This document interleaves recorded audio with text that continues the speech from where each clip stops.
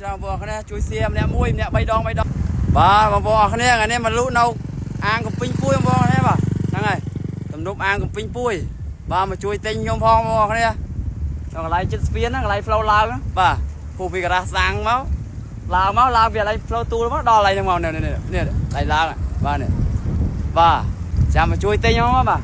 ឡើងមកគឺខ្ញុំនៅស្ដាំដៃហ្នឹងតែម្ដងបងប្អូនគ្នាចោលខ្លាំងស្ដាំបានហ្នឹងនេះបងប្អូនគ្នានៅកំពីងពួយអាងកំពីងពួយបាទជិះមកដល់ឃើញស្អាតហើយកំពុងអង្គុយលក់បាទថាមួយមកអូនខំរហូតថាមួយមកដើម្បីឲ្យលក់ដាច់ណាអ្នកខ្យល់ខ្លាំងចង់ទៅបាទខ្ញុំជួយទិញបងប្អូនគ្នាខ្ញុំជួយឃើញខ្ញុំឡើងមកឃើញស្ដាំដៃនោះខាងស្ដាំដៃបាទនេះគ្រឿងអនុស្សាវរីយ៍មានកង្ហាមានដបទឹកមានអីមានផ្កាមានអីច្រើនគ្រប់ប្រភេទបាទបាទ